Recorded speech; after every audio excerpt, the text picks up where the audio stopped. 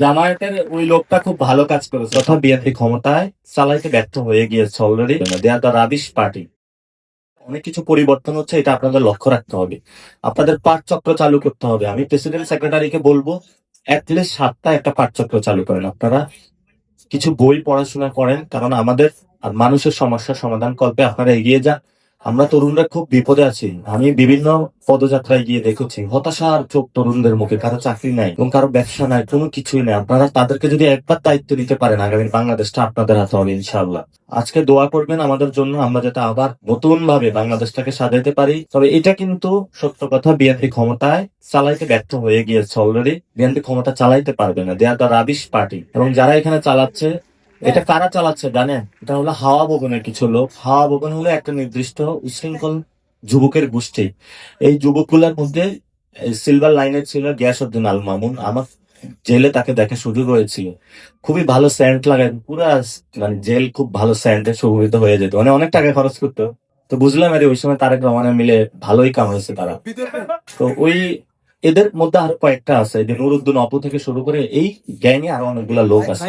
ফলত বাংলাদেশে কোনো আসলে সত্যিকার একটা গণতন্ত্র নাই, এবং এই জ্ঞান ক্ষমতা চালাইতে পারবে না। এই জ্ঞান অশিক্ষিত একটা, এবং এরা ভালো পড়াশোনা নেই। যদি পড়াশোনা থাকতো তাহলে স্টুডেন্টটা বলছে যে আজকে আমার গলা পরিমাণ পানি, পরীক্ষাটা কালকে দেন, এরা স্টুডেন্টদের সন্ত্রাসী বলতো না। এখন এই স্টুডেন্টরা বলা শুরু করছে যে এইচএসসি পাস প্রধানমন্ত্রী। তো আমি আন্দোলন করলে সমস্যা কোথায়? সেটা আমার সমস্যাটা বুঝার কথা আগে।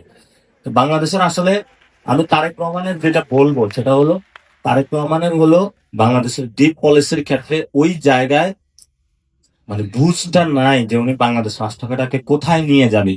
ফলত একবার ভর করে সালাউদ্দিনের উপরে। আর সালাউদ্দিন হলো ওই যে ওনার আহ মির্জা ফখরুলের যে মেয়ের জামা, ওনার নাম কি যেন, ফাহাম ভাই। ফাহাম ভাই একটা শব্দ বলেছিল, ডেস্পিকেবল ডট ডট ডট ডট। ওইটা হলো সালাউদ্দিনেরই। এটা হলো এটা হলো উনি ওনার জন্য এই শব্দটা বলেছিল।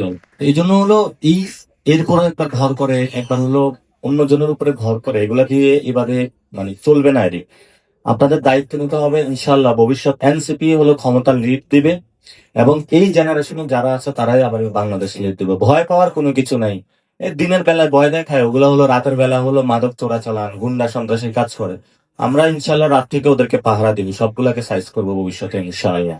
ঠিক আছে, আমাদের কোনো ভয় নাই, আমাদের কোনো ভিডিও নাই, আমাদের কোনো হলো চাঁদাবাজির রেকর্ডও নেই, আমাদের কোনো দুর্নীতির রেকর্ডে নেই, আমাদের কোনো হাওয়া ভবনের রেকর্ডও নেই। এই জন্য হলো আমরা বাংলাদেশে সৎ সাহস নিয়ে দাঁড়িয়েছি। আর আপনারা যারা একটু ভিডিও টিডিও বের হবেন এরকম, আমরা আগে বলবো সংগঠন ছেড়ে দেন। আর জামায়াতের ওই লোকটা খুব ভালো কাজ করেছে, সব পলিটিশিয়ানকে সতর্ক করে দিয়েছে। এখন আর কারো পাবলিশও হবে না ইনশাআল্লাহ।